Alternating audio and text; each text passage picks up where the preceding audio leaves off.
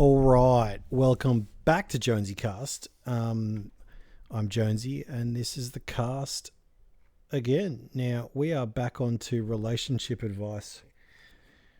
This is a reply video to Zar7954 on the wanted to talk to his ex and the next day of our engagement. Like and subscribe if you like the content. If you don't, that's cool. All right. Let's get back to the previous information. So this is from the original post. My boyfriend and I got engaged and his cousin called us to congratulate us. Now you go through a few things that happened. You've said that I understand that she was his ex, but I feel like my boyfriend could have just said, yeah, man, I'm lucky I found you. I'm going to call you Zara because that's what your username sounds like. And not have all that time trying to prove that I'm just as good as his ex and not better. I mean, you're right. You are right. I don't blame him for doing what he did, but that's because I think that people generally do what comes honestly to them in the moment. So it could be the case, and it probably is, that for a long time he did love her more than you. Now, that can happen for a few reasons. It can happen because she had a massive impact in his life and changed who he was, as will you. But I mean, I don't know how long they dated for. Anytime things happen when we're younger, it also affects us more than when we're older. So he was younger when he was with her, and now he's with you. He's got the context of her. And he's learning you. But when he met her, he didn't have that context. He had the context of the previous ex, right? So I don't know if he's done that to her as well, but probably not. Who knows? All of these things, though, you did good. She's so much better than your ex in every sense. I don't think your boyfriend's or your fiance's a cousin should have said that. So what happened was the cousin has brought up a scenario of comparison, right? And that's already put into your boyfriend's mind the possibility of comparison. Now, that was probably already there because it was so easily accessed by your boyfriend, the ability to just go, no, they're the same. But it was your cousin that brought it up. And so old mate, your boyfriend feels a duty to defend a woman's honor, which is not uncommon. And it's also, because it depends how they broke up. If she broke up with him, or if they amicably split, because it just didn't work out, then there was a question that he didn't get answered. And that was the question that I talked about yesterday in the video when I said that the question of closure was never answered, right? Now, sorry, I've got the hiccups. Because that question wasn't answered, and then the cousin brought up all that bullshit, old mate, your boyfriend. It's something we say in Australia, old mate. Old mate has risen to the challenge of what he sees is as a defamatory comment against his ex because he hasn't dealt with those issues. And then that's actually reinforced his position of defense towards her. Now, in saying that, you are right. You are entirely right. I'll put it to you this way. I would never say any of these things about my exes and compare my girl to them, my current girlfriend to them. I would never do that. But that's because I know the consequences of that. Because, look, every single one of us compares the new partner to the old partner. We compare new friends to old friends. We compare new bananas to old bananas.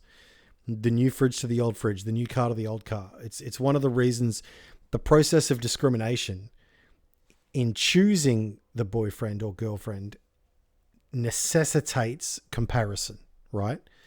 Now, having said that, He said he loves you equally. Well, that's untenable.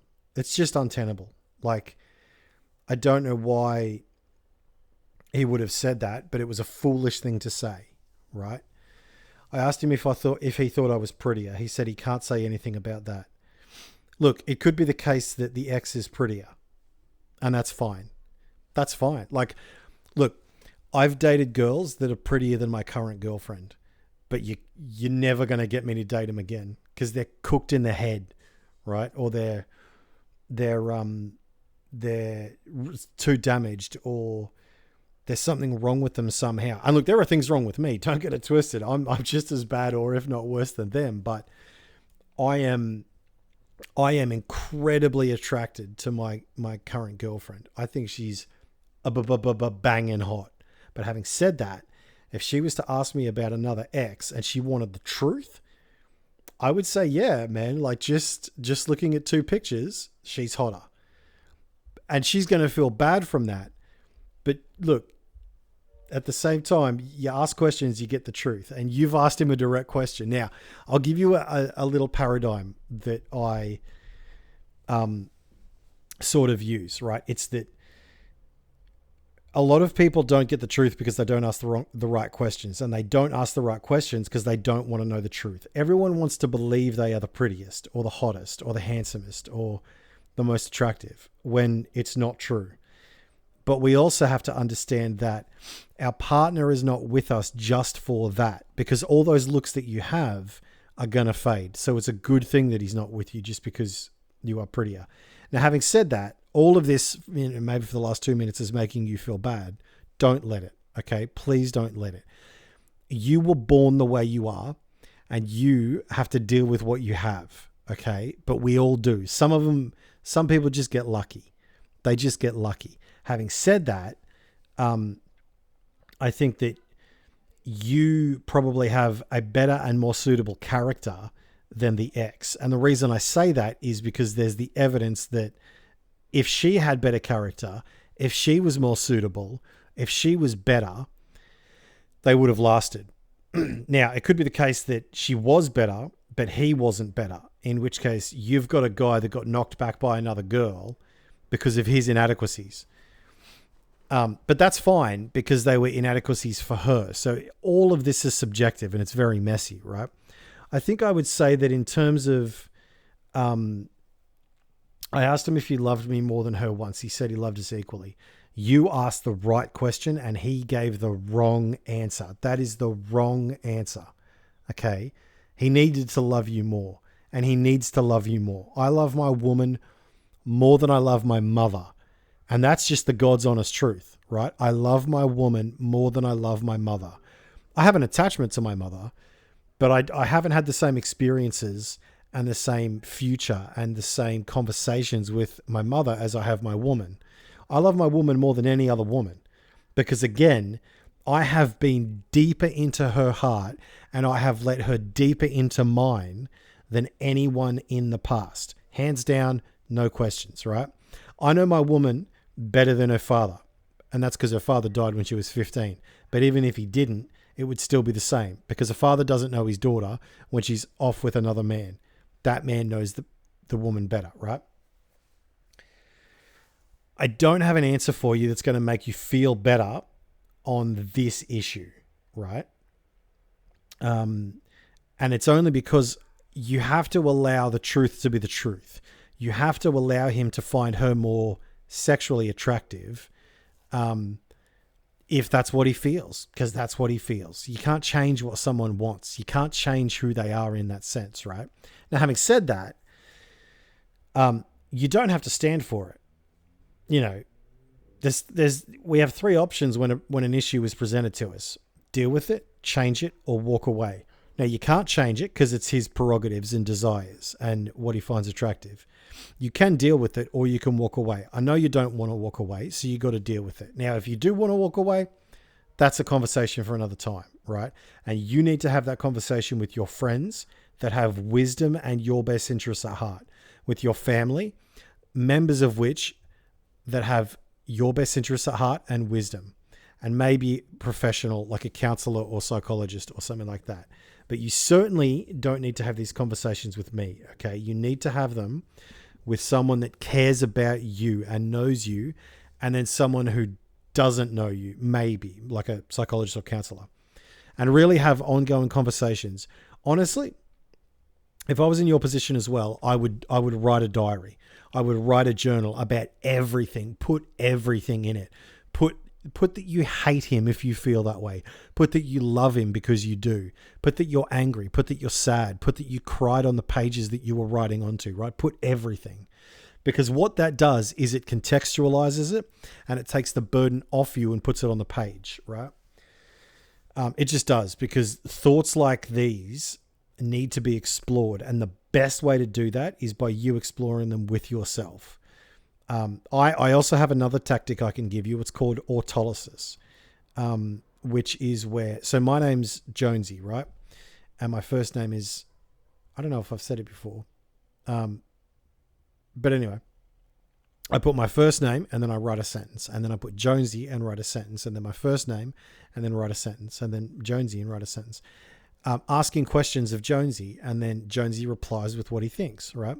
So my first name asks, man, it's fucked up right now. It's so shit. I just hate it. Jonesy, why? Because XYZ. Well, why did this happen? Because XYZ happened, and then you go on, right?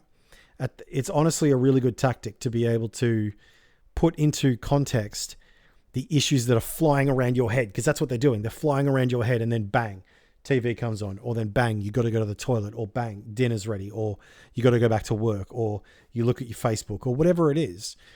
You can't leave things in here. You can't do it. You have to write it down. Okay, please write it down. Now, let's go on to your other reply. Other things happened in the beginning of our relationship as well. Around 2 months into our relationship, I found out that when it started, he had called her repeatedly and asked her to come back to him. She called him and had shown interest, but then to this day, I don't understand what happened. He claims that she hurt him a lot and he wanted to be able to say no to her, which is why he did all of that. He hadn't told her of my existence when all this happened. Okay, so here's what I have just read. If this is true, here's what's happened. He has tried to manipulate her into coming back so then he can knock her back. That's a tactic of manipulation. And frankly, it's not good, right? Also, he didn't tell her of my existence when all this happened. That's also not good. Because it's not about the actions themselves. It's about they come from a man with the character that thinks those actions are okay. He thinks it's okay just by his actions, because I don't listen to what people say. I watch what they do. And especially I watch what they do when they do not think they are being watched. God, I have seen the devils inside men's souls just by watching them when they don't think anyone's watching, okay? I watched my father when he didn't think I was watching, and every child does. And I knew by those actions that he was the best man I know, right? But anyway, on to this. Around the same time I found out about all of this, his ex contacted his best friend, who asked my boyfriend if she could tell the ex that he had a new girlfriend, but he told her not to. Not good. Not good. Okay? That's not good. And again, it speaks to the character of the man. It doesn't speak to his actions necessarily. I mean, it does, but it speaks more to the character of the man, that he was trying to hedge his bets. Okay. Now, going back to what we talked about yesterday, if he has tried to call her after the engagement to just fucking slam it back in her face. Listen, you could have had me, but now you fucked up. And I've got this woman and she's better than you. That's fine. Whatever. I mean, I wasn't too happy about him doing it, but I was definitely happy about the fact that he let you know. He told you the truth. That wins so many points. People can make mistakes, but as long as they tell the truth, that wins a lot of points. Okay. Now, other than that, for the next 2 years, nothing big happened, but small things like I can't choose and I love both equally happen frequently. That is not good. That is not good. Because here's what it looks to me. And again, I'm going to give the man the very small benefit of the doubt that he's able to have a watershed moment and move forward, having changed his opinions and seen evidence that not only is he not going to get this girl back, but he's got you now. Okay. I'm willing to give him the benefit of the doubt, but when I see things like I can't choose and I love both equally happening frequently through the relationship, it's appalling. It's appalling. If any girl that's said that to me, I'd leave her. Hands down, I'd leave her. And look, my dad's, sorry, I just got to take a drink. My dad said something to me when he said two things. I'll tell you these two things. So I was with this young lady when I was 24, and my dad said to me, "Do you like her?" And I said, "Of course I like her. I love her." And he goes, "I didn't ask if you love her. I said, do you like her?" And I said, "Well, what do you mean?" And he goes, "Look, life is just about doing mundane things by ourselves. We go to work, we go to the toilet, we do the dishes, we do the washing, we pat our puppy, we hang out with friends. And then we get someone involved in our lives. The goal of having someone involved in our lives is to do all the mundane things with them. If you're single, you have adventures and you have mundane monotony. And if you're in a relationship, you have adventures and you have mundane monotony, right? So they have to be a complement. You have to like them. You have to like spending time with them doing nothing, okay? So if you two love spending time with each other and doing nothing, if you're good at that, that's a very good sign. If you're not, or if you don't like each other, or if you love each other but don't like each other's character, that's a big problem. And it's probably going to end up badly, right? The second thing my dad told me is you can be standing at the altar with the priest saying the vows. And if you are not 100%, I cannot stress this enough. If there is any doubt in your mind, you walk away. You walk away, right? On the altar with both families there, the priest is ready to go. The papers are ready to be signed. If you are not 100%, you walk away. Because the damage done by those little doubts, the damage done by making the wrong decision is so much bigger and deeper than it would be had you just walked away off the altar, right? Sorry, I know it's a long video. We're nearly at 18 minutes, but that's okay. So now the reason I say those things is because here's what I'm about to say, right? Then the thing with his cousin happened and we got engaged a week later, after our official engagement. He wanted to talk to her and move on and close the chapter. That's not a bad thing. It's also not a bad thing that he told you.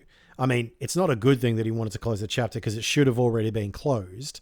But if it's what he felt he had to do, then he did it and you were okay with it. And then we move on. Okay. Now, here's the thing. I absolutely know that he loves me. I know he does. You sound very sure, and I don't know if you're trying to tell you or me. I don't know if you're trying to tell me or you, okay? Because I don't know if he loves you. I think you want to believe he loves you, but look at what I'm reading. Look at what I'm reading. All of his words are saying he loves you, but his actions for the last 2.5 years are not saying that. If you had a friend that told you what you're telling me, what would you say to them? That's what I would ask you. That's the real crux of the issue. If you had a friend that was saying the things that you are saying to me, what would you advise them to do? Now, it may be true that he loves you, okay? But then again, there are many people that love each other and they still get divorced. They still have irreconcilable differences.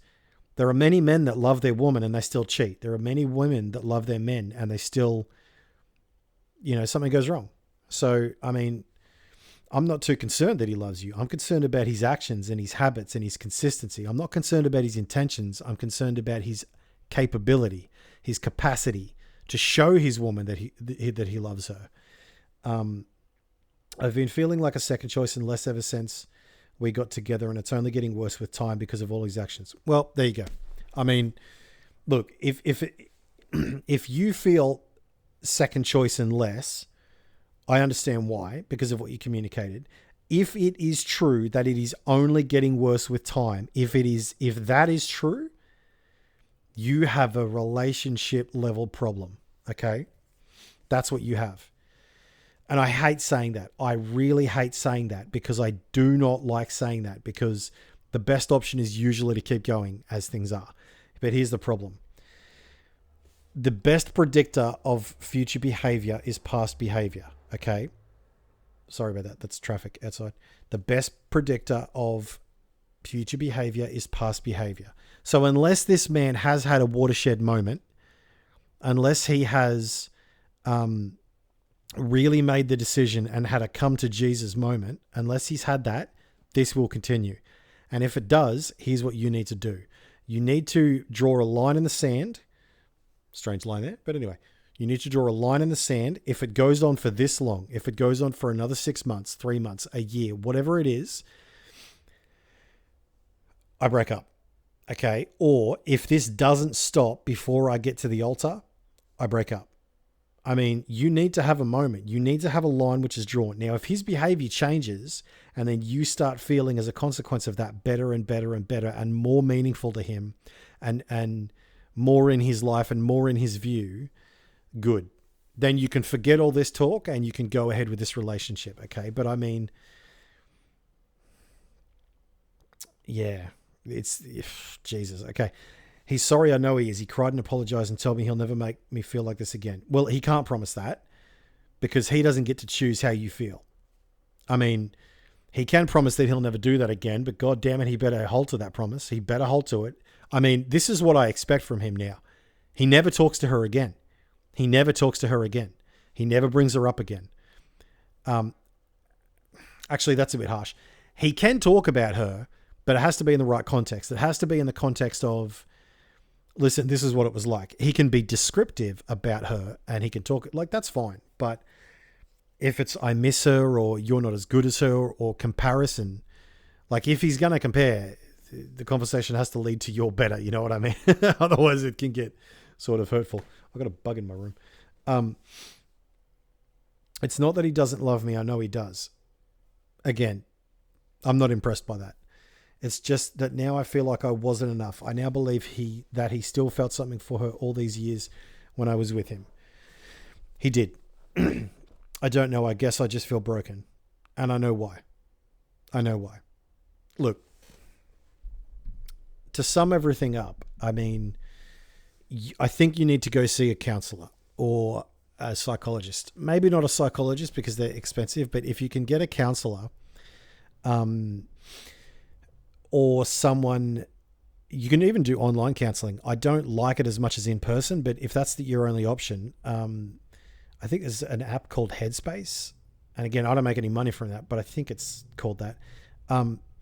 Now, the reason I say that you need to talk to someone about that is because you don't need to get good advice from them. Sorry about that.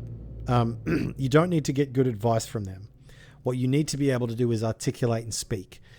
One of the first rules of counseling is don't give advice. And the reason that is, and I'm not counseling here, I'm just on the internet giving advice.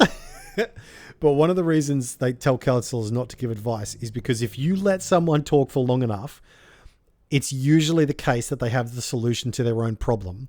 They've just got too many cobwebs in their head to see it. Okay. Look, you know the solution to this problem. I don't know if it's to stay with him. I don't know if it's to break up. But if it is to stay with him, then something needs to change. You need to negotiate something within yourself and possibly with him. Okay. But I would talk to someone. And the reason is because you and I can't keep talking like this, right? But and also because I don't care for you. I mean, ostensibly I do. Like, you're a person. I care about you because you're a person, but I don't know you.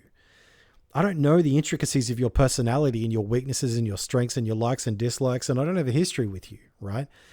You need to seek wisdom from those that love you. You really do. You need to talk to your mother if you can, especially if she's not biased against him. She's biased for you. If your mother is on your side, there is no greater ally, right? Talk to your father if you can, if he's in your life. He may not be, But talk to a man you trust to give perspective, like I'm sort of doing. Talk to a woman you trust to give perspective. Try to find women that have had these things in their life. I mean, this problem is solvable. It is solvable, but it's going to take,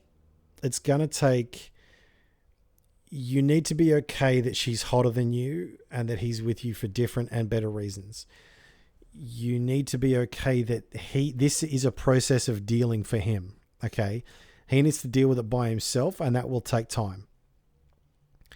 But he is not to contact her again. If he contacts her again, that's a relationship level offense. Okay. It just is. And you need to hold by that. If you agree with me, you may not, and that's fine. But at my standard is that if my missus talks to her ex, there better be a damn good reason. Now I don't feel threatened by him, but anyway, that's a side point. You need to understand that she may be hotter than you. But that's not necessarily why he's with you. Now, if you can't deal with the fact that this is the case, I mean, there's your answer. There's your answer. If you genuinely can't deal with the fact that you are second choice, if you believe it, then there's your answer. You will eventually break up. It's not about choosing. It will happen because you will develop resentment, and the pain will still be there and it won't be healed.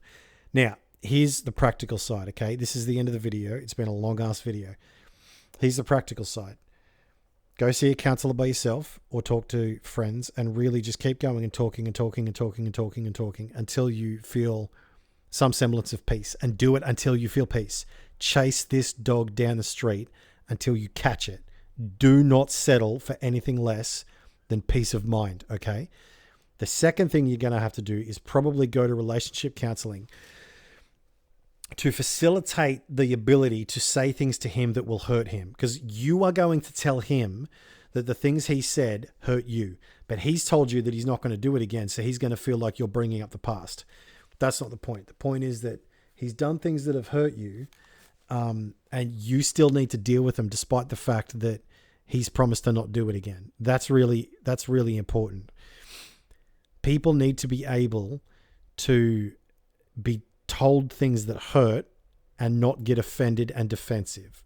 It's going to be hard because it's going to sound accusatory from you, but you need to do that. Okay. You need to either go see counseling together, or you can put into place something called listening time. Me and my missus have listening time.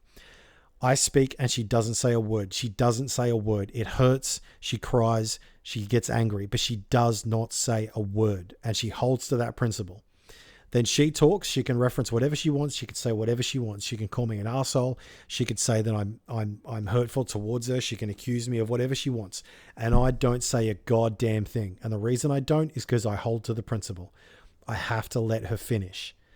And she could say things that are wrong. She could say things that turn out to be wrong. She could say whatever she wants, right? And I give her that freedom. But I do it because she needs to exhale her feelings, right? So those are the things that I would do. Look, you may have to watch this video again and again. Watch it on 1.5 speed if you need to, just to kind of pick up on all the little things that I've said. But if you need to do that, fantastic. That's what I would do. Give him a chance, 100%. Looks like you two are in love. Listen, I believe that this can be fixed 100%, but it's going to take a few different things that I've mentioned. So good luck. Really good luck. I hope it goes well.